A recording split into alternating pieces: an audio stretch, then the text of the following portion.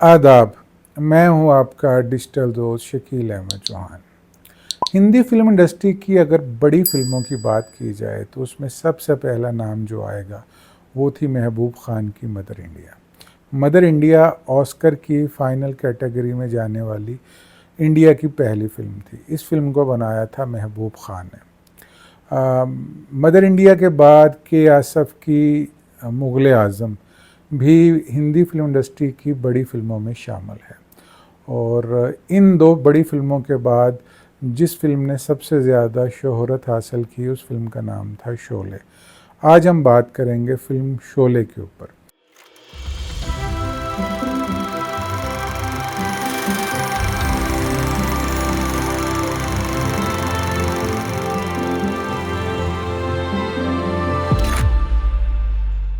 Film Sholay को रमेश सिप्पी साहब ने डायरेक्ट किया था। रमेश सिप्पी साहब ने अपने फिल्मी सफ़र में 1971 से लेकर 2020 तक सिर्फ 10 फिल्में बनाई।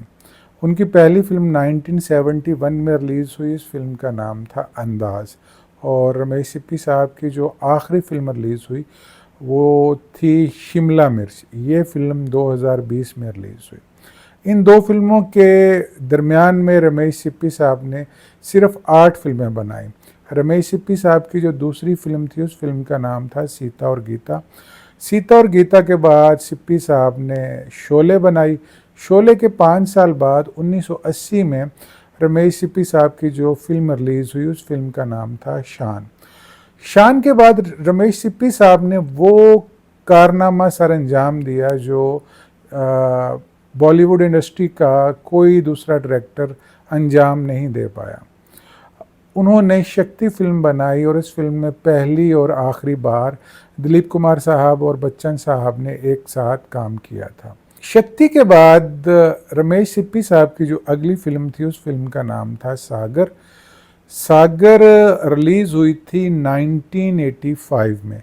सागर के बाद रमेश सिप्पी साहब की जो अगली फिल्म थी उस फिल्म का नाम था भ्रष्टाचार। इस फिल्म में मत्थन चक्रवर्ती और रेखा जी ने काम किया था। भ्रष्टाचार के बाद रमेश सिप्पी साहब ने एक फिल्म बनाई और उस फिल्म का नाम था अकेला। अकेला में बच्चन साहब थे और ये फिल्म कोई खातर खा कामयाबी हासिल ना कर सकी। अकेला के बाद 95 में रमेश सिप्पी साहब ने शाहरुख खान के साथ एक फ़िल्म बनाई और उस फिल्म का नाम था ज़माना दीवाना।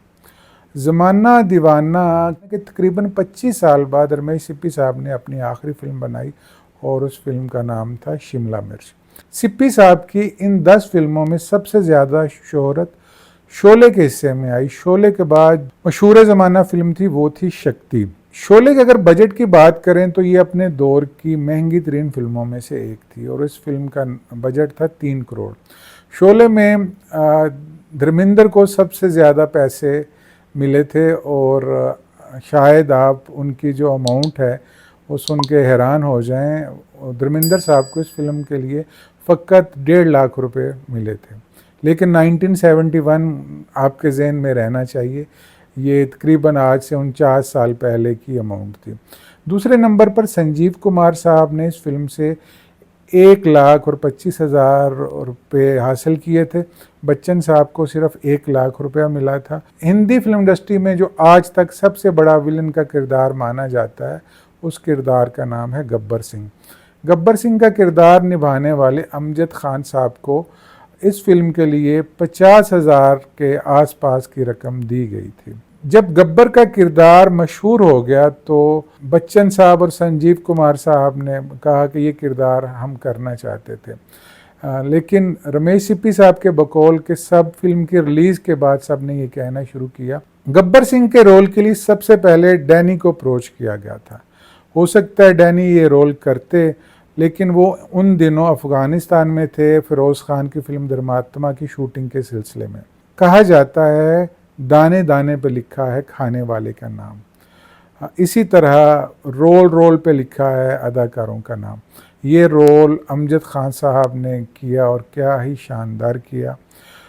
बाज़ औक़ात एक अदाकार की कमज़ोरी उसकी खूबी बन के उभरती है। शुरू में जब अमिताभ बच्चन साहब आए तो उन्हें भी उनकी आवाज़ के सिलसिले में काफ़ी तनकीद का सामना करना पड़ा, और उस दौर में इतना लंबे हीरो का तसव्वुर ही नहीं था।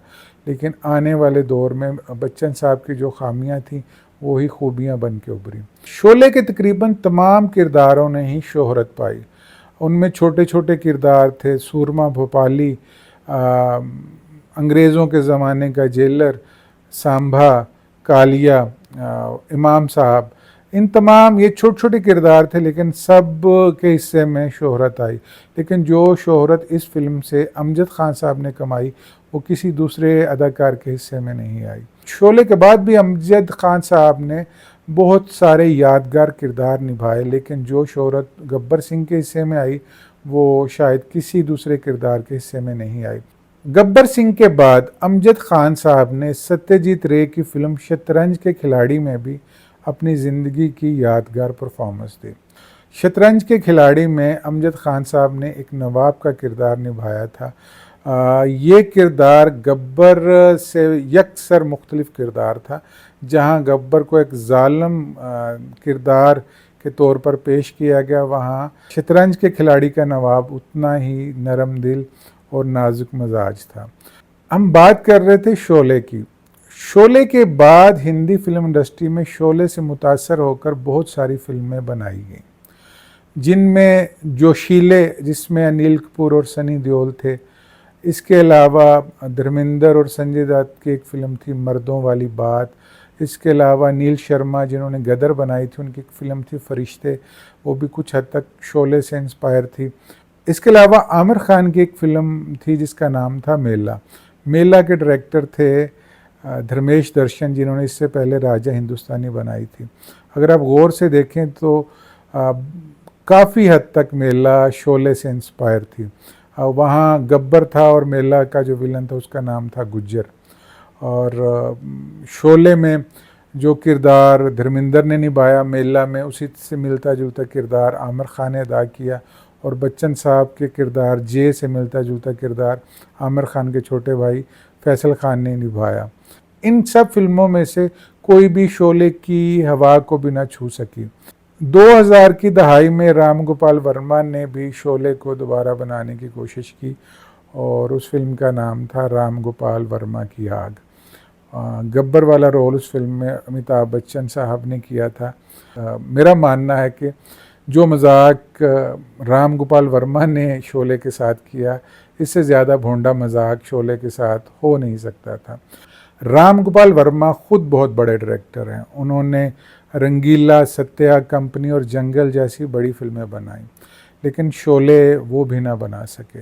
हर फिल्म मेकर अच्छी ही फिल्म बनाना चाहता है, लेकिन कभी वो कामयाब हो जाता है और कभी नहीं। और शोले जैसी फिल्म बनाई नहीं जाती, ये बन जाती है। वो वक्त अच्छा था जिसमें सलीम जावेद साहब का लिखा हुआ स्क्रिप्ट रमेश सिप्पी साहब ने शूट किया, और हर चीज़ अपने हिसाब से बैठती चली गई, और शोले एक मास्टरपीस बनकर उभरी। 1975 में शोले रिलीज़ हुई, और 1976 में जो अवार्ड तकसीम किए गए उनमें शोले के हिस्से में सिर्फ एक अवार्ड आया, और वो था बेस्ट एडिटिंग का। रमेश सिप्पी साहब को इस फिल्म से बेस्ट डायरेक्टर का अवार्ड नहीं मिला, और ना ही किसी और कैटेगरी में शोले के हिस्से में कोई अवार्ड आया। लेकिन वक्त ने साबित किया कि शोले बहुत बड़ी फिल्म थी। अगली किसी वीडियो में किसी और फिल्म के साथ हाज़िर होते हैं। मैं हूं आपका डिजिटल दोस्त शकील अहमद चौहान।